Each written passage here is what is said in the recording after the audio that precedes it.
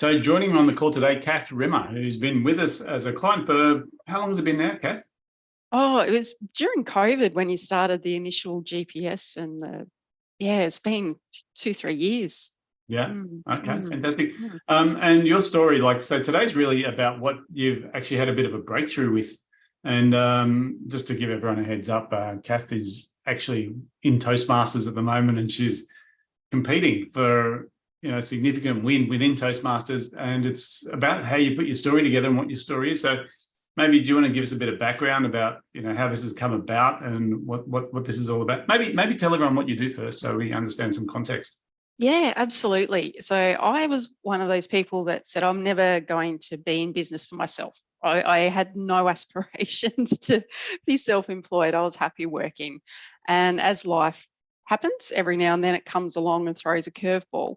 And after having a chronic illness, I went and I took some time off, studied, and people would come in and asking me advice for help with. So I do disc profiling, Myers-Briggs profiling. I help write business plans and have a finance background. So Right. although I didn't have all that training, I could look at some financials and see, well, if you need a loan, you have to be making a profit. So I was able to give some guidance back then.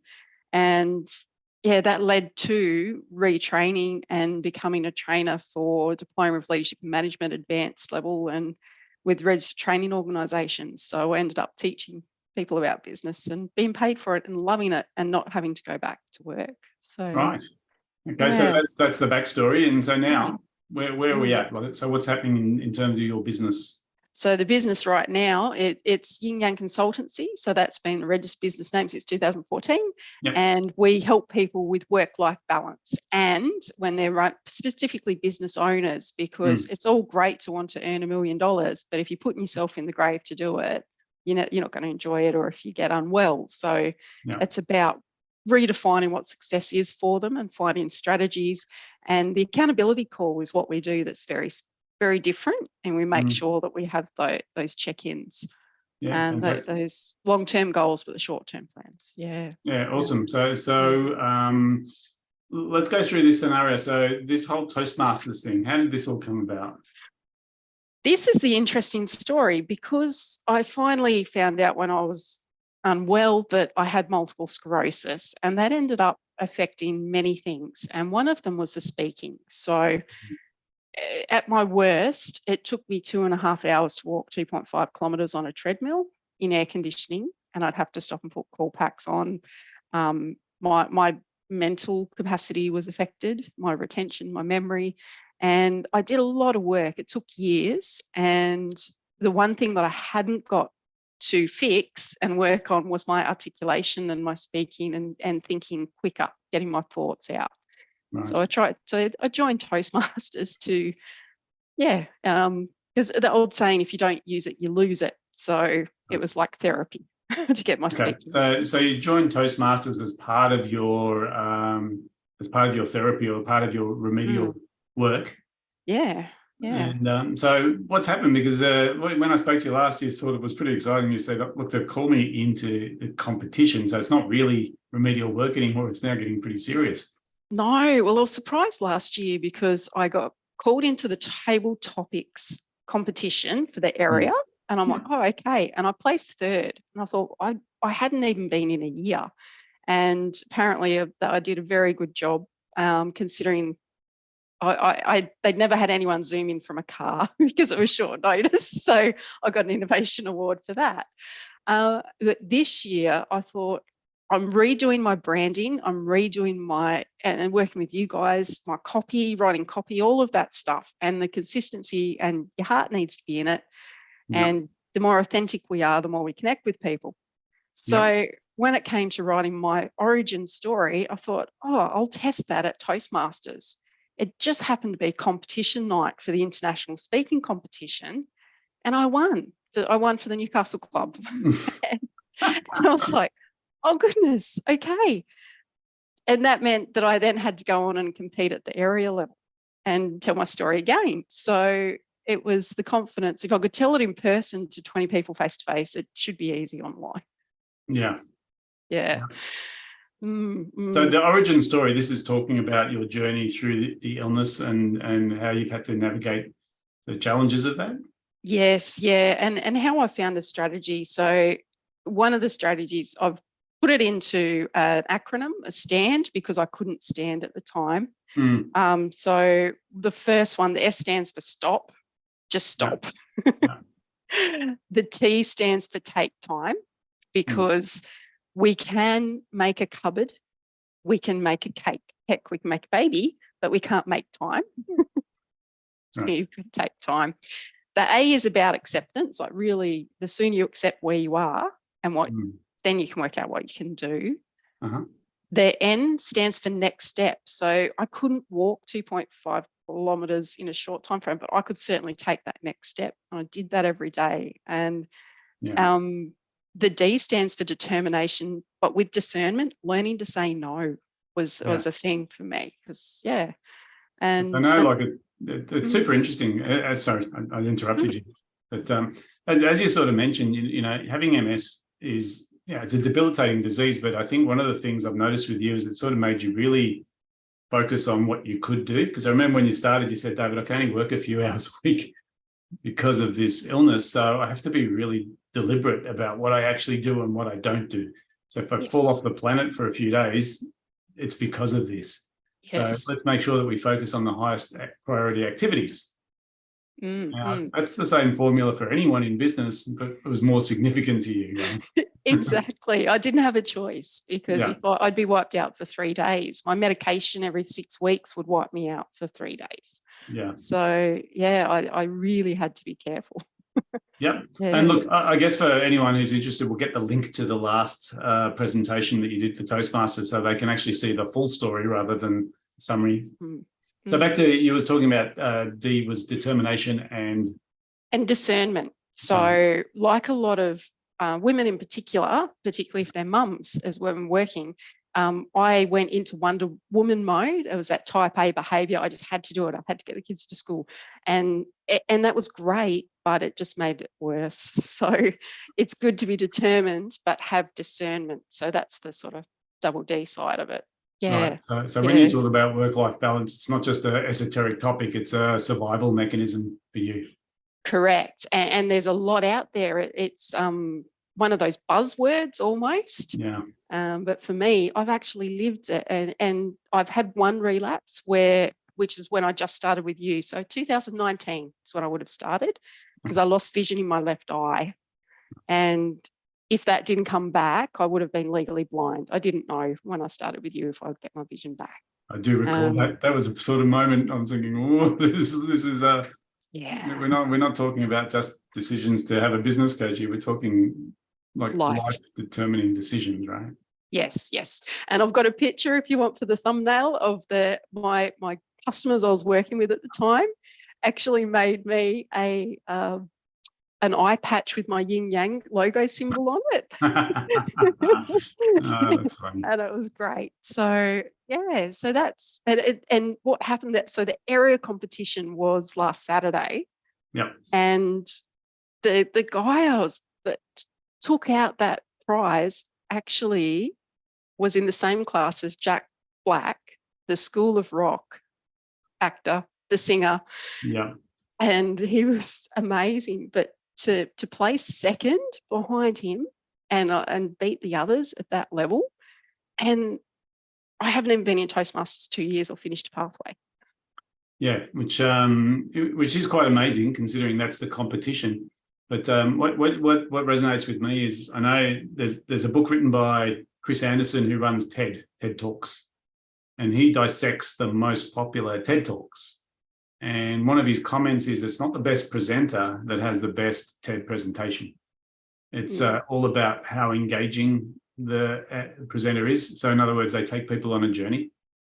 And so it's a fascinating read, because you look at the ones that are the top stories, and it's like you look at the presenter and go, they're not a great presenter, but the story is amazing. And I think when you talked about your journey, it's heartfelt, it's authentic, it's what's happened to you. And you know, I think the greatest part of the story is that you've managed it. You've managed to sort of continue being a contributor to society while dealing with all of these sort of issues. Yeah, definitely. But tell me a bit about, like, what do you think the key things that have made you second place getter in this competition? What are the elements? Absolutely, the authenticity. And I have always struggled with marketing and writing copy and connecting, because if I connect with someone one-to-one, I ask a lot of questions. I was really good at that. But to connect to a group, it's very different. And it's that relevance. It's actually, the key was something you said, David. It isn't about me. It's the relevance to the audience. Yeah, right. It was the phrasing, it was the have you ever felt, it was finding a story and components to it that they could imagine that it had happened to their husband or their children or their grandmother. So those connection points, those emotional touch points was huge. Yeah. I was going to say, so it must be quite challenging to be authentic and vulnerable and assume that the audience is going to join you on this journey rather than judge you. That was the scariest part. Talk about getting out of your comfort zone. Yes. Yep. Yes. Yep. So how did you deal with those emotions? Oh, to be honest, I really just had to, all those breathing techniques I had done to help calm my nerves, because multiple sclerosis being an autoimmune nerve problem. The Wim Hof breathing was a really good thing. I just really had to breathe and just trust. And it's not easy to be vulnerable, but part of me thought, well, what's the worst that can happen? And I thought, well, once I started looking at that, thinking, actually, not much. The worst that's going to happen, I'll speak for 5 to 7 minutes, and they go, "Thank you very much," and I get on with my life. Like, really. Yeah. Yes, that's super interesting, because I think public speaking is one of the most feared things on the planet, and I was never a good public speaker before I started just doing it. And people say, "You're really natural on the camera and you're good." And I said, "Look, I never was, right? I wasn't actually extroverted. And actually in my natural life, I'm not extroverted. I'm the one that goes to parties and sits in the corner and sort of, I'll talk to people, but I'm not going to go out and connect with everybody." And sometimes people are surprised. They go, "I can't imagine you being like that." And I'm safer in my own space, right? Because this is what we do. And I think for a lot of people, that challenge of sort of saying, well, what am I going to talk about? How are people going to see me? What happens if it goes pear-shaped? And your answer was right. It's, well, if it goes pear-shaped, just they turn off, they switch channels, they don't vote. The other side of it is that there's so few people that are willing to take that risk that you're in a minority just by deciding you're going to go ahead. Yeah, absolutely. Yeah. And I was a little bit different because I grew up with music, and I'd been on stage doing performances in groups and done a few solos. Yeah. And the breathing is what got me through, I've realized, through everything. And I'll give everybody a tip that's watching this recording, and I've helped actually coach people through this. When you get nervous, it's a natural reaction to breathe in and breathe more and breathe more. And you just keep breathing, and then your lungs get so full, and then you talk really, and you just can't take any more, and it makes you anxious. Right. Guess what you need to do? Breathe out. Yes. You simply need to switch it and exhale. Yeah. And wait till your natural breath comes in, and then you'll sound more natural. And I learned that from the principal of the Adelaide Symphony Orchestra. The principal trumpet was my tutor. And he said, that's how you let your natural breath come in, and it will sound natural as you play. Same as speaking. So it's such a simple technique that deals with an emotional and a fear issue. But it's simple. And I guess, it's funny because I remember when many years ago I watched, I can't remember the guy's name, and he was a presenter with no arms and no legs. Oh, yes. I know who you're talking about. Yeah. And he got up on stage, and he's literally standing on the table, waddling around, and he was telling his story, and he's saying how he runs a $10 million company, and he's a public speaker, and that's his business. And there was a part of me that's going, well, it's all right for you, you're lucky.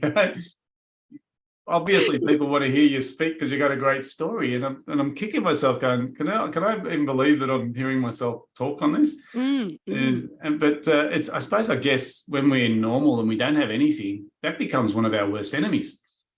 Can be, yeah.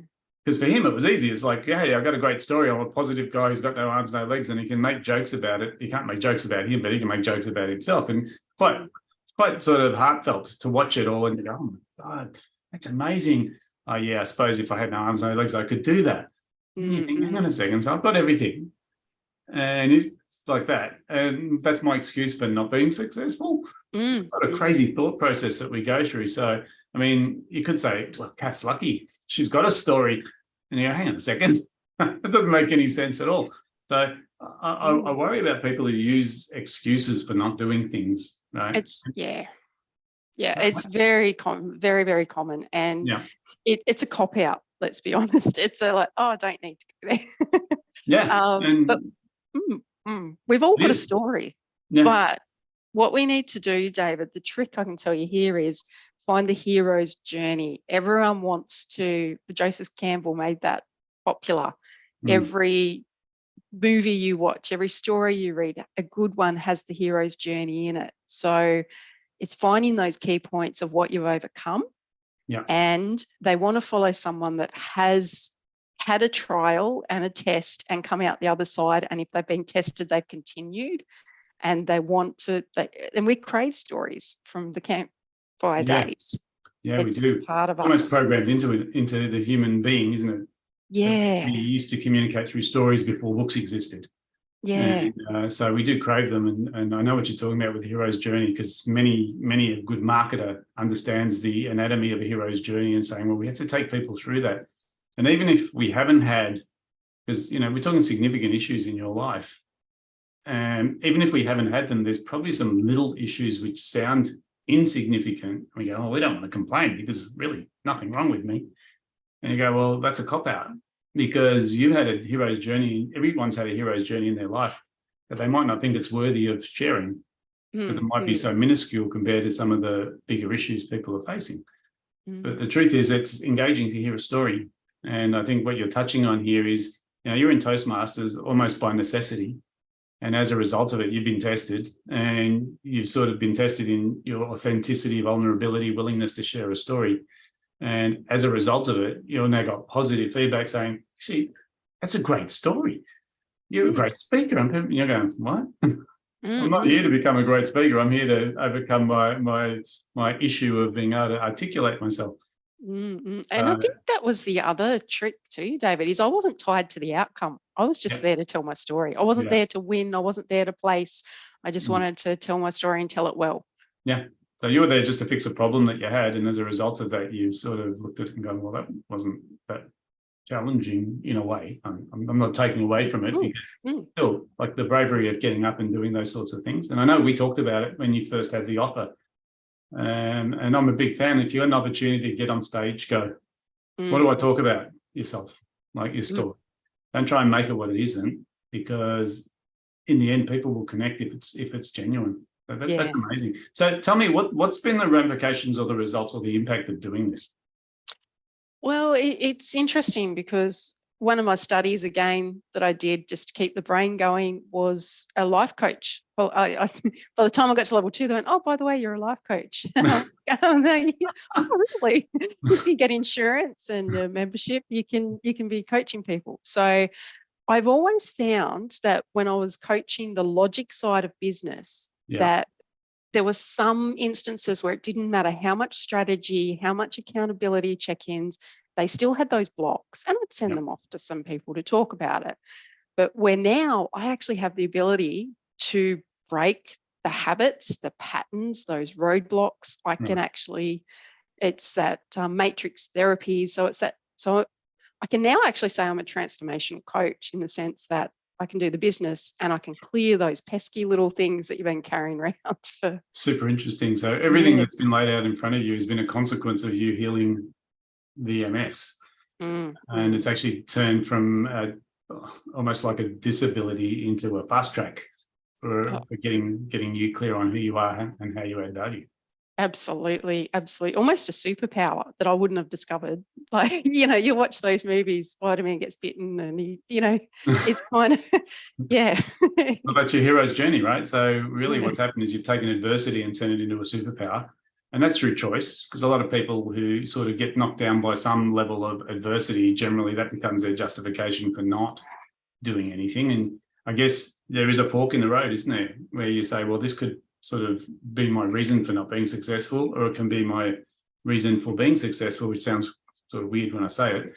But in the end, it's sort of like it's put you in front of this opportunity, or this opportunity in front of you. So where to from here, Kath? Next is to record the origin story and make that available and start sharing that. That'll initially be going through Facebook. So from a business point of view, this week will be organically sharing it on Facebook, and then next week on Facebook ads. Great. Super interesting, right? Because who knows, right? But I guess with these sorts of things, the idea is you've got a story. That story is engaging. It's got people's votes in Toastmasters, which is incredible. So then it sort of makes sense to say, well, if Toastmasters is going to vote this well, what's it going to do if I put it out as a paid? Definitely. And it's everything you've been talking about in lead generation. It's been the strategy I've deployed for lead generation. Yeah, fantastic. Yeah. So probably a couple of things. First of all, this is awesome just to hear the journey itself. And I suppose it gives people permission to go out. But what's your advice to someone who sort of is sitting there saying, well, I don't really know what to do next. I don't know. I don't have this great story. I just don't know. What do you think they need to be doing? Everybody has a story. Everybody has something that from the outside they'll look at and think, oh, wow, how do you do that? Yeah. And they just are not necessarily aware of it because it's natural to them. They just do it. Yeah. And it's something to really ask. The easiest way is to ask people, what is it? If you were to say what my strength is, my superpower, what do you see that you ask people, you'll be surprised that there's something that they will say you're amazing at. Yeah. And then when you go back and you look at why am I amazing at that?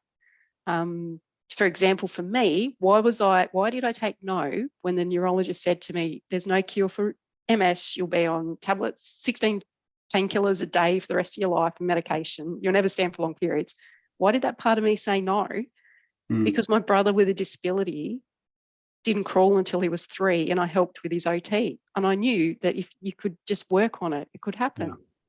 And I think that's a key point, and you left it right to the end, right?